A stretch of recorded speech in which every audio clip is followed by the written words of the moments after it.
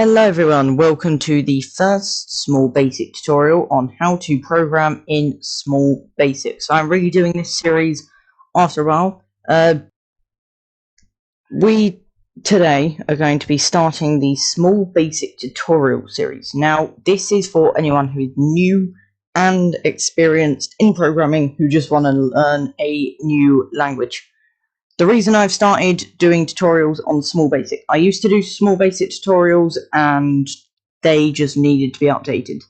I hadn't scripted any of them, none of them were planned. It was literally just me typing a load of commands and then saying, yeah, you just copy me. So we're going to try and get it a lot better. So what I'm going to do today is we're going to write the Hello World script and we're going to talk a little bit about object-oriented programming. So firstly, what you would like to do is go down and download Small Basic.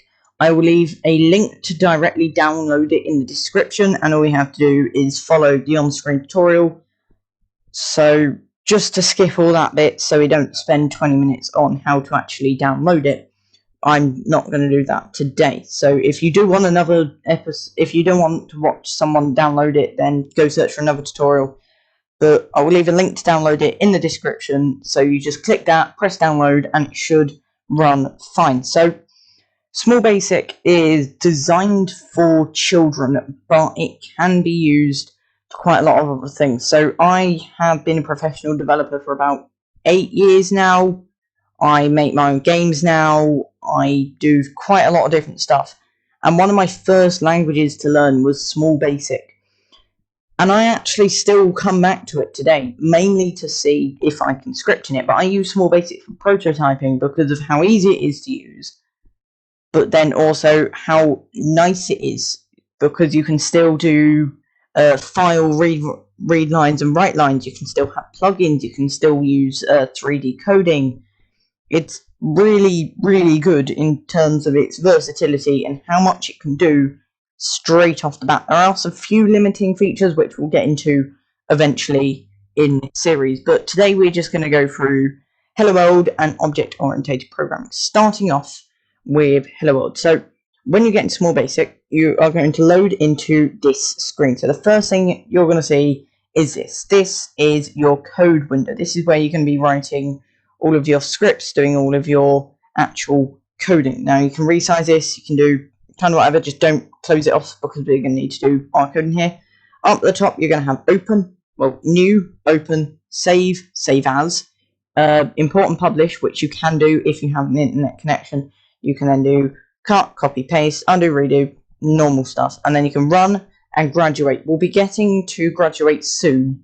That will come nearer to the end, but we'll eventually get that. So Small Basic is object-oriented, which means it uses dots. So if I go text window dot writeline, so it's saying in text window being the object, and then this being a subpart of this object. So the object is text window, and this is a subpart of the object, which is writeline, is a subpart of text window. So this is going to be the first line you write. So it's text window. If you press up or down arrow when you see a little box, you can't see me doing this, but there's an up or down arrow when there's a little box coming up.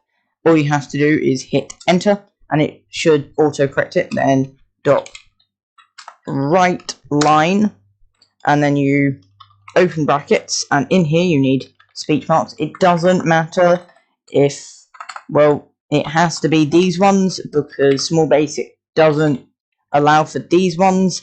That's a comment now, and that's how Small Basic works. Most things, it doesn't matter if you use these ones or not, but you have to use double quotation marks. So then we just type hello world.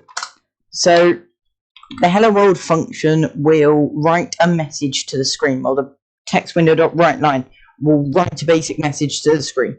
There's nothing more to it, there's nothing less.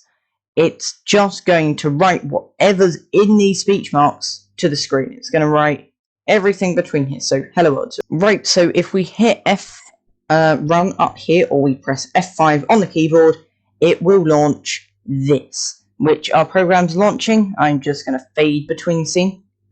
There you go. So this is what we have done. We have run the Hello World program. Sorry, it's a little bit blurry. That's just down to my screen capture.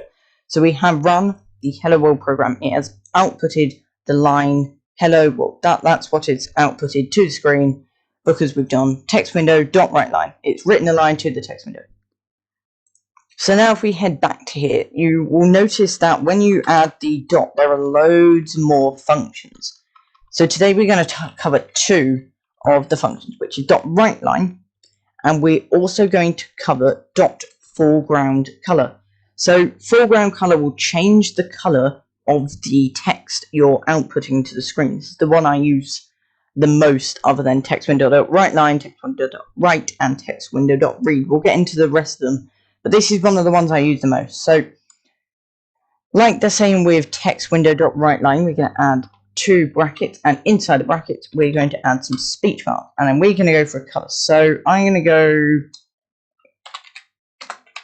green. One thing you want to do is, if it's a two-word color, make sure there's no spaces in it. So if I want to go light green, it would be that.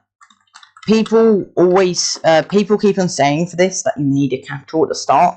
That's not the case. You just need no spaces. That's what I found through my start, and it will say can't find it. Yes.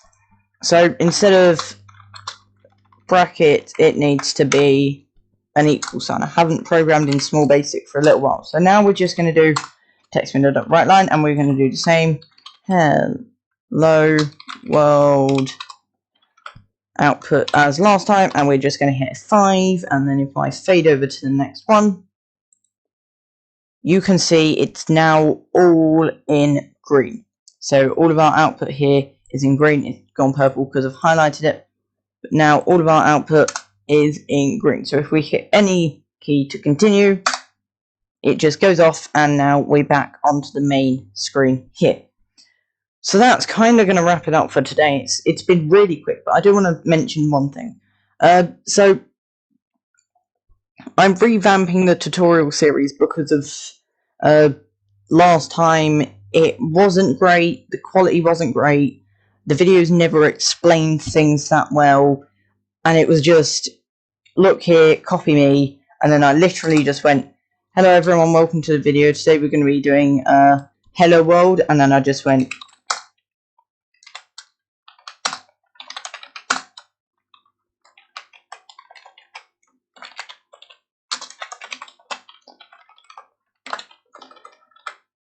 right, so now if you run this, it will output Hello World. That was what I used to do. So this tutorial series is going to revamp it. It's going to do a little bit more of an explanation, how it works, going in depth. I also want to quick say my main YouTube channel is also in the link in the description. I am officially Games Off Games, but I also do tutorials and programming projects on the side on this channel. You'll see some older videos, and maybe even if I release them, the older small basic tutorial series in this channel. So have a look for them. But that'll be it for this episode. We'll continue it next time when we go into variables, printing variables, and using text window inputs, which means where a user can type into the text window and get an output. So sorry if it's a lot shorter than it should be. I'm just getting you familiar with the basics and showing you how to write a line to the screen, showing you how to run it, showing you kind of what everything does. We don't need to worry about importing and publishing yet. So I'm just kind of showing you what most of it does, telling you about object-oriented programming, which we'll get into in greater depth in a later episode. Just for now, all you need to know is it has dots, and it means it's a sub-object of an object. That's all we really need to know for now. So make sure you follow all the programming rules I've had here. So make sure to obviously keep it no spaces for any colors in small basic. Also make sure to have double quotation marks instead of single quotation marks, or it will become a comment.